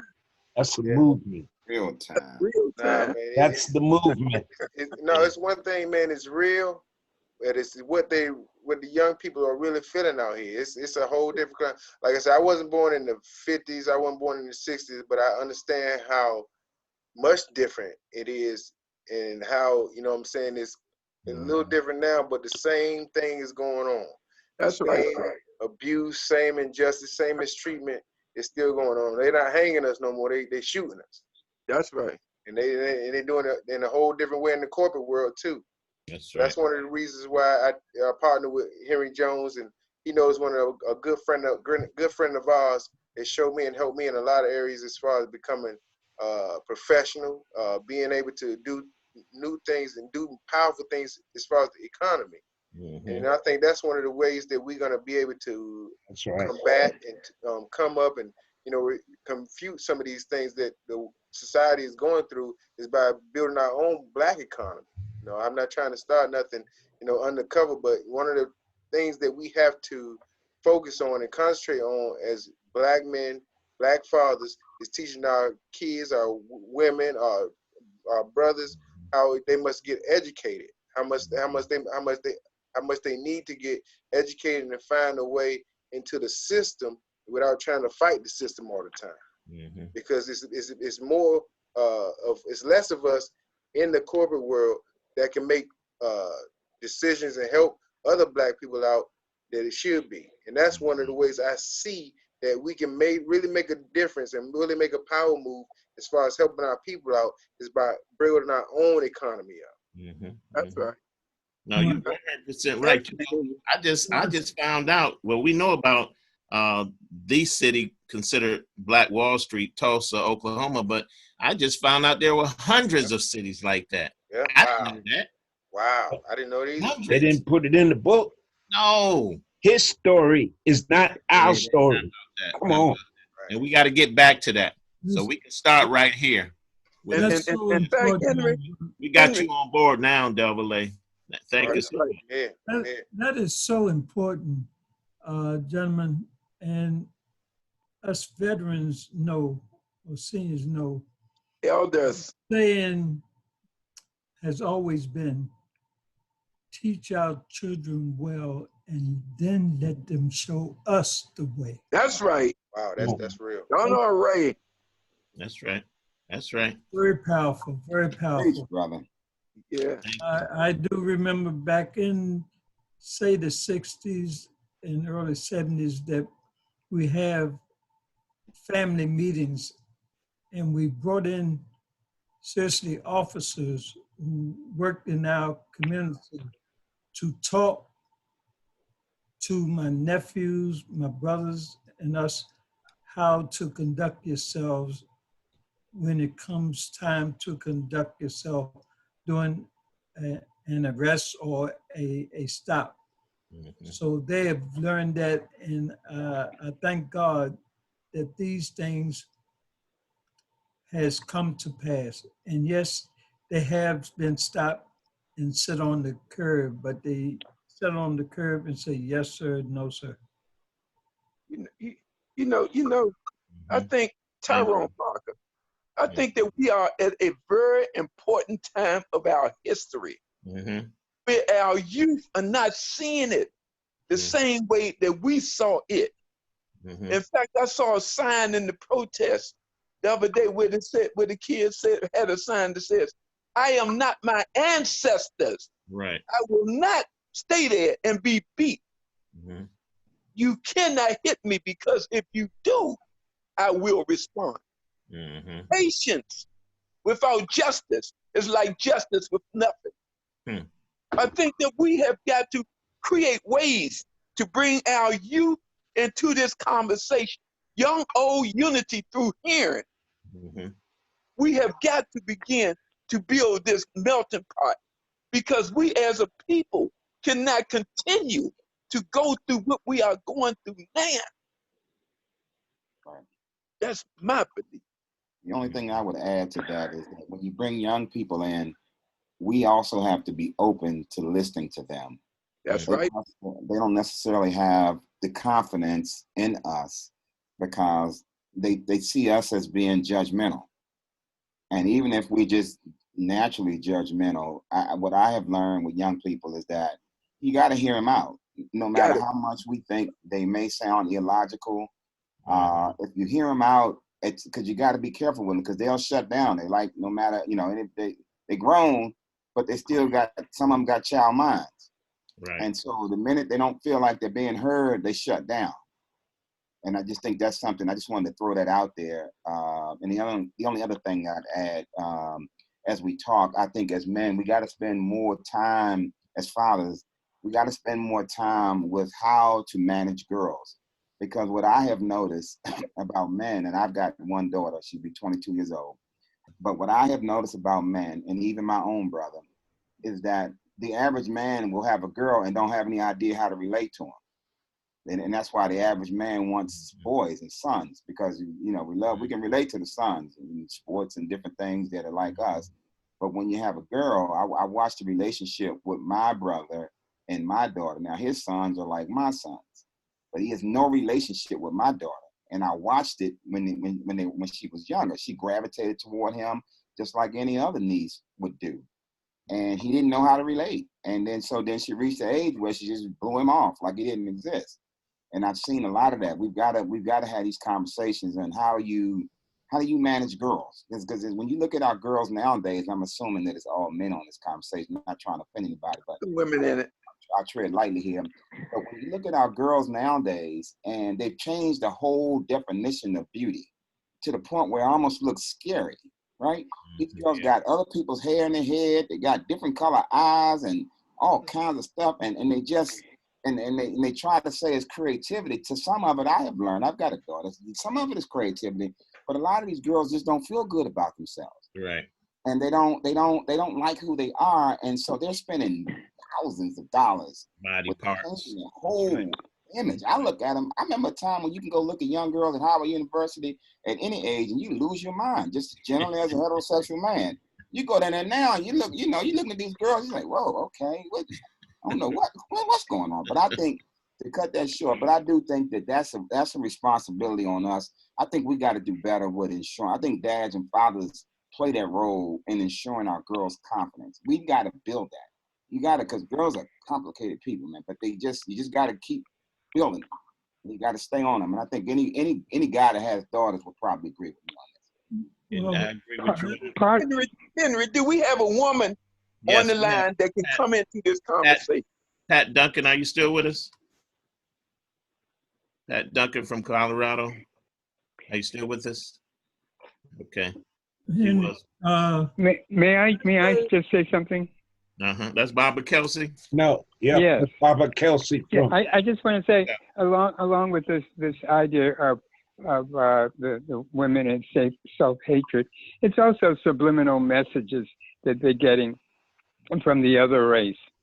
And you know, we hear the thing, blondes have more fun or whatever, and subliminally, I think that a lot of our girls, because I'm teaching in a school where we are having a problem with the girls who want the hair and the, you know, everything that color, the complexions and so forth. And we are striving, it's an African-centered school. So we're striving to get them to understand that they have to appreciate and love themselves. And so I think there's a lot of things that are going on, and you're absolutely right. We've got to get our men to learn how to relate to their daughters, their cousins, whatever, because we don't. You know what, Henry? Let me just say this, and I'm only going to take a minute. The conversation is a substantial conversation. The work that the Alliance of Concerned Men do in regards to youth and gang intervention, and we've been doing it for 30 years, going into some of the most dangerous areas in the District of Columbia. But never once have we not seen a Black woman there able to talk to these kids, able to reach them, and that they had respect for them. These women, from what we have seen, and we do real-time work, because right now we got 42 individuals full-time that's in the streets doing the work. And we have Black women that are able to talk to these kids. And it's our belief that until we get Black men that's out there doing the work with these kids, then we won't see an end to the balance of them killing each other. But until then, we have Black women that are able to reach them and stand up for them to bring them to us. So let's keep in mind the strength of our Black women and what they have done thus far for we Black men. That's right. I want to get in this conversation. Well, Can I say something to that? The 100 Fathers has been at Woodson, Phelps, and Ballou. We've worked with some of the most aggressive young men in the city. We have a council of elders, we have trained master trainers, and we use love, engagement, connection, which brings empowerment. From what I have seen, we've been able to reach these young men. Yeah, when we got there, they didn't like us, but we kept coming back and kept coming back till they looked forward to us being there and began to listen. That happened at Woodson. That happened at Phelps when we graduated rites of passage, 40 young men and 23 at Ballou last year, and we got 20 this year. It's a matter of training for the Black men to be able to engage properly. We use rites of passage. We use a trained facilitation technique, and we got young men and older men working together. And we have women on our side working with us. We can make it happen. We need the funding. That's all we need. Or to be able to train somebody to do what we do. Because the men that work with me know, they've seen it, they've experienced it. We know we can make a difference. There's no question. Yes, I agree, Frank. And it's very important that we keep that message in front of us. One thing I always reflect back on was my upbringing. And I'm one of 8. It was 4 boys, 4 girls. I have 4 girls myself. But the basic principle that I learned in the upbringing was what my mother and father taught us. Then you move out to where there's only one parent who is in the home. And the generation where the mother doesn't care or don't have time for the child because she got to go out and earn the bread and the meat to put on the table. So we're going from a different generation of say my time, where the parents took pride in their home and was involved in the community, the civic part of what's going on. Now we at a stage where we get the 100 Fathers and the other groups out here doing the mentoringship, and you go into the home and you find that the parent really doesn't care. Yeah. And that key word, when they really don't care, it means that there's lack of love. That's it. In that home. Lack of love in that community. When we were brought up in my time, we always had somebody as a mentor who helped us, and it didn't cost us a dime to get that help, that mentoringship. It showed that love willingly.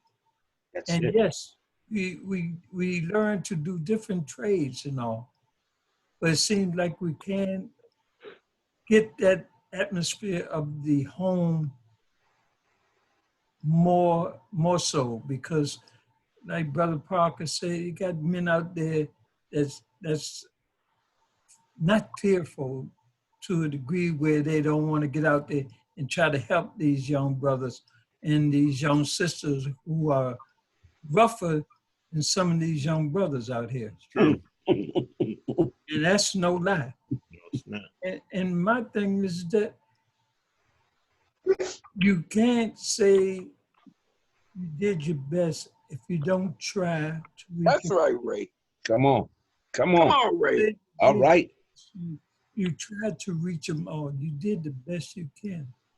But also, you're wise enough to know, hey, Brother Parker, Brother Malone, Brother Jones got a few words that they can add to this recipe.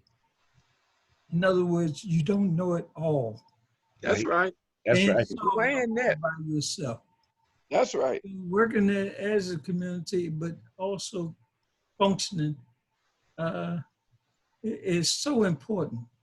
I used to have a problem at the playground. Like I said, 34 years of recreation, DC Parkman. I would ask for the young man or young lady to bring the father or mother and let's sit down and talk. Couldn't get them. Well, go get your uncle. And sitting out there drinking that cold beer. Tell them to finish this beer and come on in and let's talk about how we can resolve this issue. So it's a matter of time and effort, and the thing is, it doesn't cost you anything, and you're doing a great service to that young man or young lady when you put forth that effort and showing that you care, that you showing that love. The work continue. Right. Thank you, Chris. Right. Is David Thank you, Smith or David Grogan on the call? Yeah, David he just was on. Which one? David Smith. David Smith, are you with us? David Grogan? David Grogan speaking. Okay. Okay. Okay. Yeah, you did say something. Thank you so much. Matter of fact, I want to respond to what you said about young men's minds not developing, still childhood-like. We got a lot of adults like that, man. Oh, yeah. You know, and so, you know, what is the child supposed to do when the adult still wants to be out in the streets and, you know, trying to capture that childhood of their own that they think they missed out on? So we certainly got to work with the whole family. You know, it's an eclectic approach as I see it. And, you know, our work is cut out for us, but it's no better time than now. There's no better persons than us to do this. That's right. Ordinary men doing extraordinary things. Right. Some of that new funding. Some of that new funding. Yeah. That they want to defund. We need to get it. We know best. We can do best for our people what an agency cannot do. We got to get the funding so that we can expand our footprint and help those that we care about that in our community. And those are the next And steps that's we'll talk about. Let me say something for a minute. My name is Larry Watson, right? And I've been sitting here listening, and I love everything I'm hearing. I'm serious. But the key that I see, right, in nurturing these kids is, y'all said it, it's time and love, because they miss it in their own household. Right. When we give it, look, I was over the jail when they had them teenagers over there. And I used to go in there. When I first went in there, they called me fat lad. They called me this. I mean, I'm coming 16, 17 years old. And I kept coming and I kept coming. Then I said, look, y'all gonna listen to me. That's right. I understood that I'm the seed. Yeah. They come from me. They got to go through me to understand what their future is. Come on And now. the whole thing for me was to be consistent of being there. And when I'm consistent of being there, when I talk to them, I'm genuine. I'm genuine, man. Ain't no faking or nothing. I ain't talking a whole lot of textbook stuff. I'm talking about what I live, my experiences. I could give to them for them to understand. And that they seen the love and the caring that I had, man. So they open up and they listen. That's with anything out here. It takes more people like Frank, like Tyrone, like you, like Ray. Ray Savoy was a mentor of mine. He'll tell you. Yeah, he was my mentor. But I'm saying it takes more people to galvanate together. We tried, Ty and I tried something to get these brothers was coming home, old hustlers and whatnot, but all they could think about was money. They couldn't see about helping the youth, getting it back. You know, we got to take the dollar bill out of it, man, and put the spirit of love into it. A family, the community, and everything. We need to do that. And this is a good start, man, right here. It is. Y'all already got it going on. I'm going to plug in and see what I can do. Larry, you know what I'm saying? Can I ask you a question, Larry? Do you remember Stead Recreation Center, 17th and P, when you were shooting them jumpers? My name is in that program. And I went over to share where Ray was. All right, gentlemen, we are on a time constraint, so we're going to discuss next steps. But we want to get back to our ambassador of music, Royal Height. Royal Height. Afterwards, Frank, you can close us out in prayer, but don't forget about the praise and worship on Zoom, on the same Zoom tomorrow with Reverend Norm Nixon at Union Temple. 12 o'clock. 12 o'clock. 12 o'clock. And after that, we're going to assemble at the Civil War Museum, 1925 Vermont Avenue, for the Black Fathers Matter motorcade. Okay? Great. All right. Fantastic. Okay. What time is the assembly for the motorcade? I don't think I knew about that. Okay, we'll text it to you. Okay, thank you. Roll Height, what you got? Yes. Well, first of all, again, I just have to take my hats off to everybody who's been on. It's certainly been a wonderful experience this evening. And I hope this goes viral because men around the world need to see what we need to do to bring this thing to make that change. This song I'm about to sing right now is a theme song that I have for the 100 Fathers organization. Again, I'm a word man. I love saying what I mean and meaning what I say. Right now. So again, this is a song that I cherish, that Franklin Malone thought it good enough to represent our organization, 100 Fathers Incorporated. All right. 100 Fathers, one mind. One mind.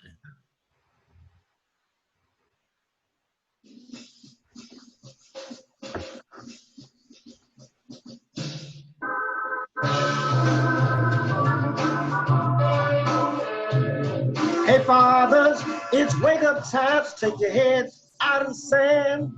Stop whatever you're doing, stand up and be a man. It's time for real unity in our community to set the pace, change this place. 100 fathers, one mind. Leading by example, 100 fathers, one mind. To begin, this should be ample. 100 fathers, one mind. Focused on what's necessary. 100 fathers, stand strong. To begin, we must hurry. Now, fathers, you better listen to me. Take heed to every word I say. Look at what you're doing. There is a better way. Yes, there is a solution to the pollution in our land and in our minds. 100 fathers, one mind. Leading by example, 100 fathers, one mind. To begin, this should be ample. 100 fathers, one mind. Focused on what's necessary. 100 fathers, stand tall. To begin, we must hurry, cause there is an urgency for us to deal with this emergency, like brothers killing brothers, disrespecting one another, crime, drugs, and insanity, whipping up on humanity, deprivation, frustration, and lack of education. Everything on the daily news, we the change, or we're gonna lose. Hey, get it in, brother. Yes, sir. So fathers, stand up with pride. It's time to learn so you can teach. You got to give all that you got so others you can reach. There's no mystery to our history. To be a man, you gotta stand. 100 fathers, one man. Leading by example. 100 fathers, one mind. To begin, this should be ample. 100 fathers, one man. Focus on what's necessary. 100 fathers, stand strong. To begin, we must hurry. 100 fathers can make a difference. Join us. All right. Bravo. That's right. Absolutely. That's right. The royalty is loyalty. Take us to higher heights. Oh man. Thank you so much. Yeah, so we on point with our time. We got a few more minutes. Pat Duncan, are you back on? Because Frank, I know you wanted to respond to her earlier when she mentioned Black Men for Biden. Yes, well, we do want to let people know that we are part of the national leadership for Black Men for Biden. Go to Black Men for Biden @gmail.com and join on board, because we got to change this paradigm some kind of way. And we know that we as Black men have to step to the table with our menu for what Black men need from this administration. So if you ain't on the table, you on the menu. Come on and join us. So now there's a meeting. There's a conference call coming up this week. Conference call coming up Wednesday at 4:00. Hit us up on blackmenforbiden@gmail. Let us know you're interested. We'll bring you on in. It's from Los Angeles all the way to DC. Pierpoint Mobley is one of the leaders, Reverend Bowie, and myself. Beautiful. Let me thank you, Henry, for doing an extraordinary job. Man. Extraordinary. And I mean, extraordinary job. Your leadership, your compassion, and your spirit, man, have helped to make this thing the success that it is. Yeah. And at the same time, I want to also thank brother Frank for the commitment that he had put in to be able to bring all this together. Leadership comes with a price. I want to thank a you. burden as well. So to you both guys, my hat's off to you. Thank you so much. We know and Rico, to those who have helped to sponsor us. Right. This great occasion. And you know Rico was proud of this, huh? Oh man, come on, you bring it in for us, man. Bring it in for us. Authur Rico Rush, one of the greatest community persons that all of us on this line that know him, know what he have done for our city as a individual. We love you, Rico. Yes. You know, yeah, we gotta share this love and show this love and speak it to each other while we living.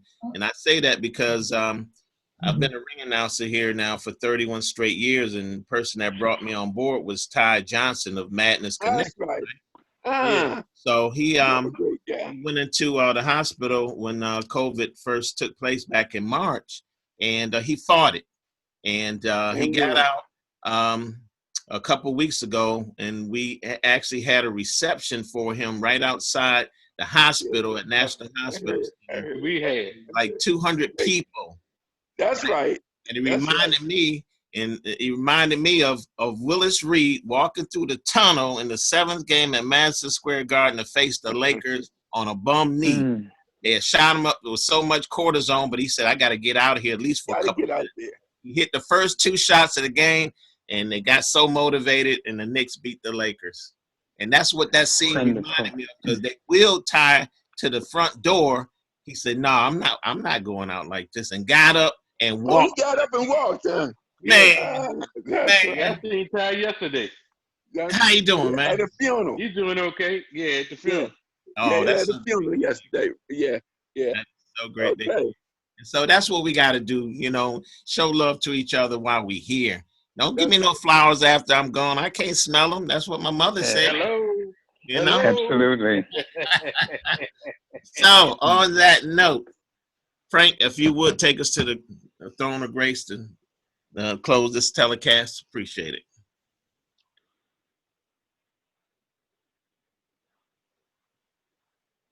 Franklin Malone might have to unmute.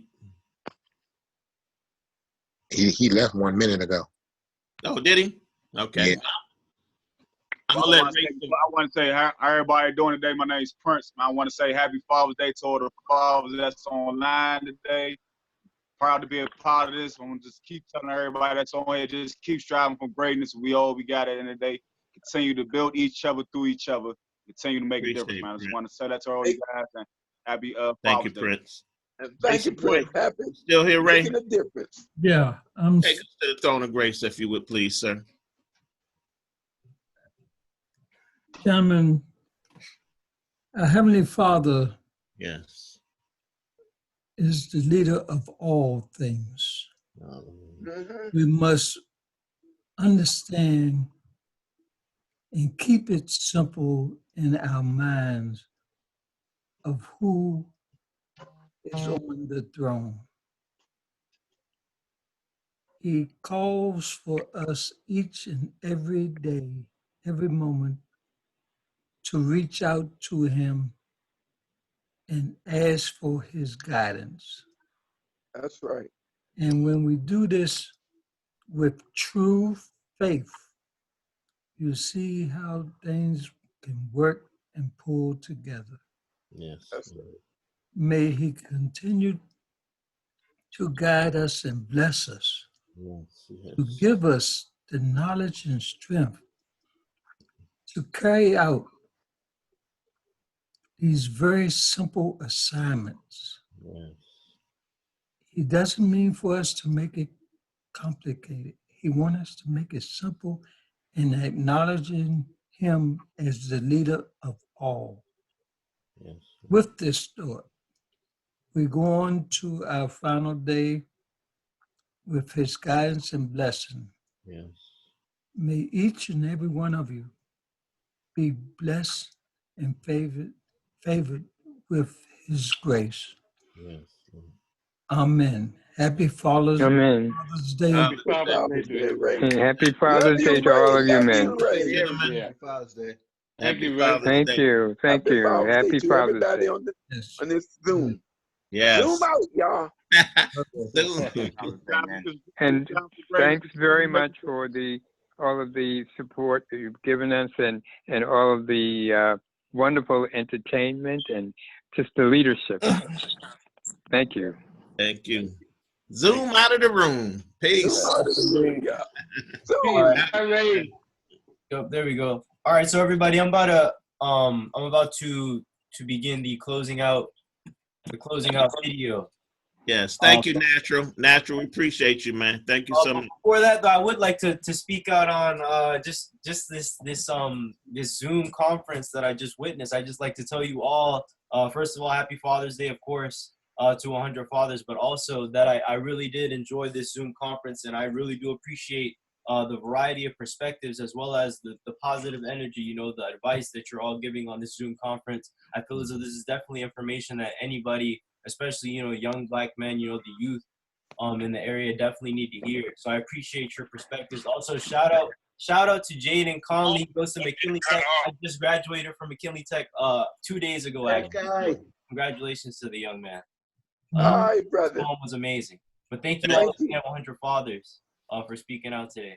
Thank you for saying that, Natural, coming from a young man. We need to hear that. Thank you. Yes, indeed.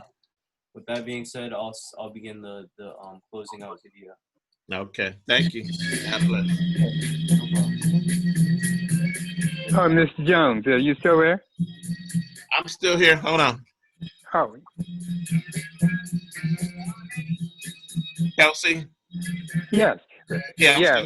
Just would you relay a message to Chris Thomas, the comedian? He was one of my children's theater people, and I just wanted to say a shout out to him and how very, very happy I am for him.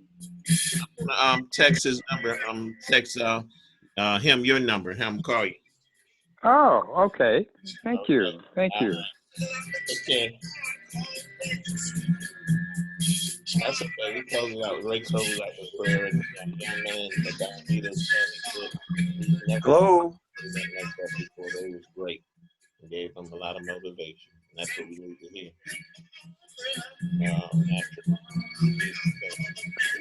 Father,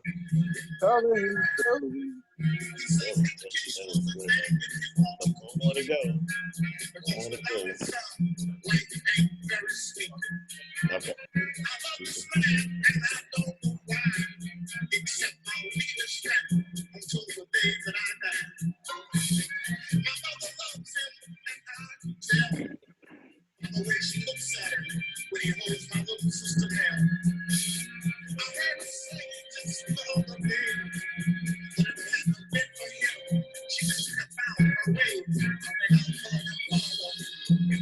Color him, Father.